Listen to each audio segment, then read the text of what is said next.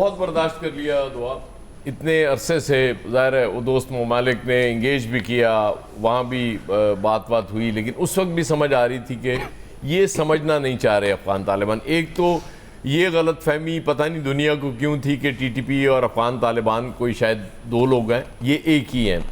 اس کے بعد پھر شاید کسی سٹیج پہ یہ چاہ بھی رہے ہوں کہ یہ معاملات اس طرح سے نہ ہوں دہشت گردی کے, لیکن وہ اس وقت مجبوری ہوگی کہ ان کو ناراض نہ کیا جائے. اب خیر سچویشن ٹوٹل چینج ہوگی جب آپ انڈیا کے ساتھ جا کے بیٹھ گئے اور انڈیا کے ساتھ مل گئے, تو پھر تو آپ کو یہ کرنا پڑے گا. اب تو آپ سمجھیں کہ ان کی قومی ذمہ داری بن گئی ہوئی ہے افغانستان کی پاکستان میں دہشت گردی کرنا. اور یہ جو جواب کا جب بھی وہ کہتے ہیں نا, اس کا مطلب سمپل ہوتا ہے کہ وہ سامنے سے تو ظاہر ہے وہ جواب دے نہیں سکتے.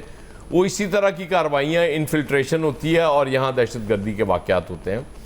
اور یہ بات بالکل ٹھیک ہے کہ ہم نے بہت ایک تو کنسسٹنٹ نہیں رہی ہماری پالیسی کبھی بھی, اور پتہ نہیں باوجود اس میں چینج آ جاتی ہے. ظاہر ہے جب آپ نے ایک چیز طے کرنی ہے, ایک دہشت گردی کا خاتمہ کرنا ہے, کراس بارڈر اس کو روکنا ہے, تو پھر وہ اس میں کنسسٹنسی لانی پڑے گی.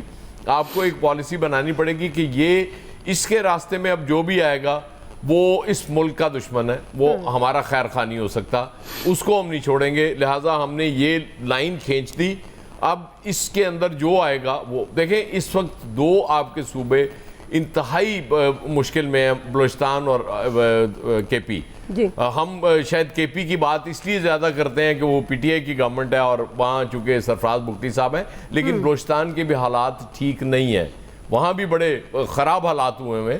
ہم باوجود اس کی بات نہیں کرتے, شاید ہمیں لگتا ہے کہ وہ شاید گورنمنٹ ہماری اپنی اس طرح. یہ بھی دیکھیں نا, یہ بھی زیادتی ہوتی ہے کہ آپ ایک پن پوائنٹ کرتے ہیں کہ جی یہ چونکہ کوئی ہماری مخالف جماعت کی پارٹی ہے لہٰذا یہاں معاملات ٹھیک نہیں ہے, معاملات وہاں بھی ٹھیک نہیں ہے. تو اس لیے بالکل بیٹھ کے اسٹریٹجی بنانی پڑے گی, کلیئر کٹ اسٹریٹجی بنانی پڑے گی کہ اب جب بھی ہوگا. یہ بالکل ٹھیک ہے پرائم منسٹر صاحب گئے ہیں, قطر کو بھی کلیئر کٹ بتا دیں, ترکیے کو بھی کلیئر کٹ بتا دیں, اور باقی بھی اگر کوئی گارنٹر بننا چاہتا ہے اس میں اس کو کلیئرٹی سے بتا دیں کہ بھائی ایک دفعہ تو ہم ان کا مکو ٹھپیں گے, اس کے بعد جس نے بات کرنی ہے ہمارے ساتھ ٹیبل پہ بیٹھنا ہے آ کے بیٹھ جائے.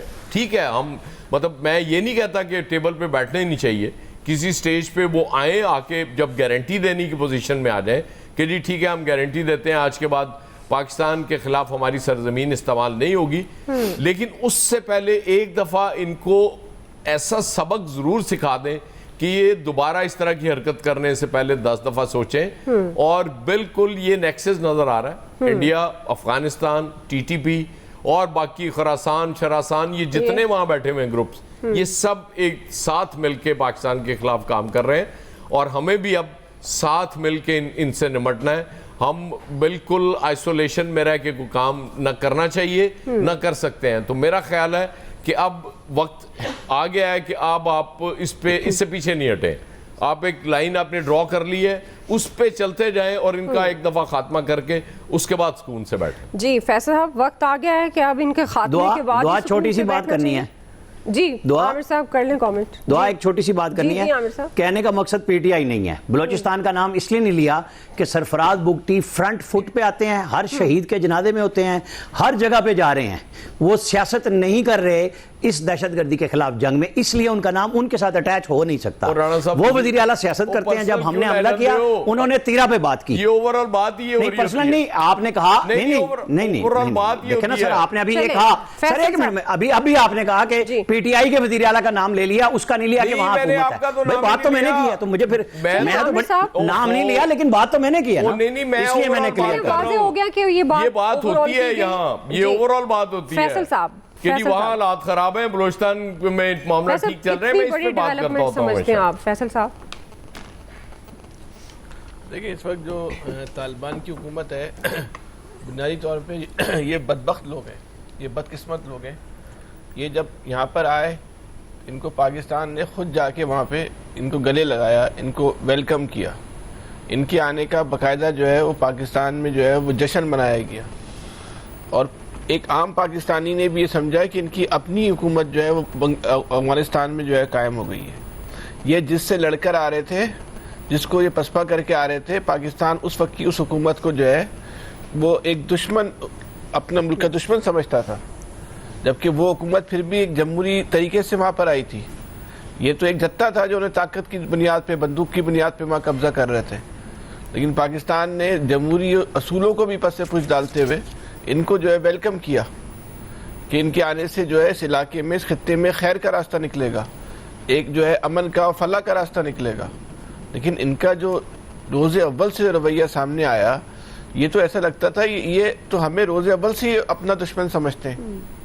انہوں نے پہلا کام ہی یہ کیا کہ ہمارے دشمنوں سے جو ہے نا وہ دوستی بنا لی.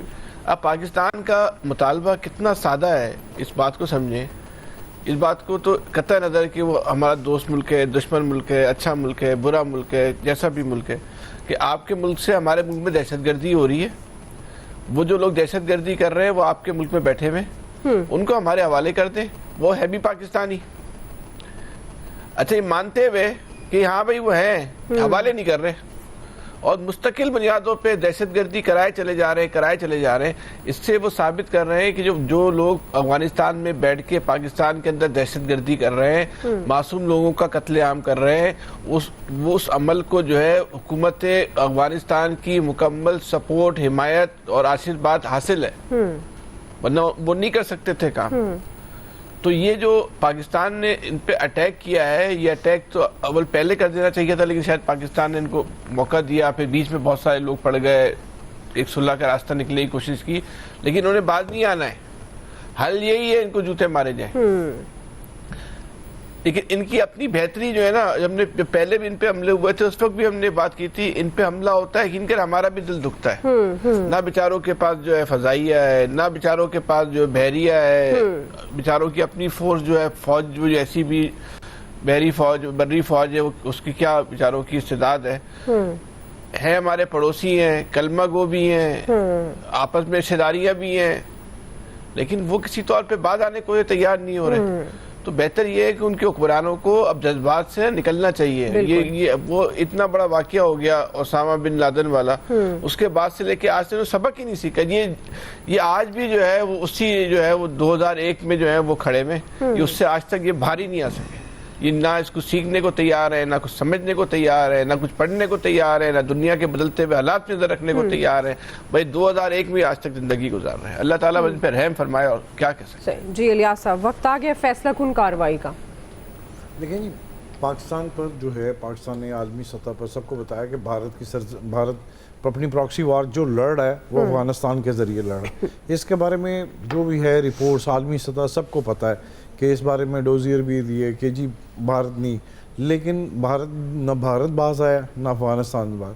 افغانستان تو بلکہ ان کو جہاں سے فنڈنگ ہو رہی ہے، جس طرح بھی ہو رہی ہے، اور ماضی میں بھی اور اب بھی جس کے بارے میں، تو ظاہر ہے پہلی بار بھی جو انہوں نے کیا تھا اپنے جو سرزمین استعمال کرتے ہوئے افغانستان نے، جو طالبان نے، تو انہوں نے جو کیا تھا جس طرح بدامنی اور امن کو نقصان پہنچانے کے لیے فائرنگ کرتے ہیں بارڈر پر، جو بھی کرتے رہے، اور اب تک جو ریکارڈ ہے وہ 650-700 اس طرح کے حملے جو کیے ہیں انہوں نے. تو اس کے باوجود خاموش رہنا یہ نہیں ہے. پھر اس ان کو اب جواب ہی ملا کرے گا. پھر دوحہ میں جو بات چیت ہوئی اس کے باوجود بھی نہیں یہ باز آ رہے. تو پھر ان کے لیے بنتا تھا کہ ان کو پھر ان کی جو ان کا بتایا گیا ہے کہ ان کے اٹیک جو ہوئے ہیں وہ ان کے ٹھکانوں پر ہوئے ہیں. جو ٹھکانوں پر ہوئے ہیں 4 صوبوں کے ان کے، اور ان کے ٹھکانوں پر ہوئے ہیں، عوام پر نہیں ہوئے. ادھر کی عوام کا وہ بھی موقف سنیں جو خواتین وغیرہ جو بتا رہی ہیں کہ ان کے لیے بڑا ایک اچھا پاکستان نے قدم اٹھایا. دہشت گردی نہ صرف کرتے ہیں، ادھر کے لوگوں کو بھی تنگ کرتے ہیں. اور پھر آپ دیکھیں جب پاکستان کی جانب سے حملہ ہوا تو پھر بلاسٹ کا ہے کہ نیچے سے ہو رہے تھے. نیچے ظاہر ہے ذخیرہ کیا ہوا تھا، اسلحہ رکھا ہوا تھا جو پاکستان کے خلاف جو وہ استعمال کرتے ہیں تحریک طالبان والے یا فتنہ خارج جو ہیں وہ استعمال کرتے ہیں اور لے کے آتے ہیں بارڈر کے ذریعے جس طرح لڑنا چاہتے ہیں. تو پھر پاکستان نے بالکل ایک نشانہ جو لیا ہے وہ بتا کے ان کو بتایا ہے. ان کی جو ہے فوٹیج بھی ہے کہ جن دہشت گردوں کے ٹھکانوں پر کیے ہیں مقامات پر، اور جو دہشت گرد مارے گئے ہیں اس کے سارا ریکارڈ ہے. اس کے بارے میں وہ ان کا تو بنتا ہی نہیں ہے کہ جی ان کو پہلے بہت دفعہ سمجھایا ہے.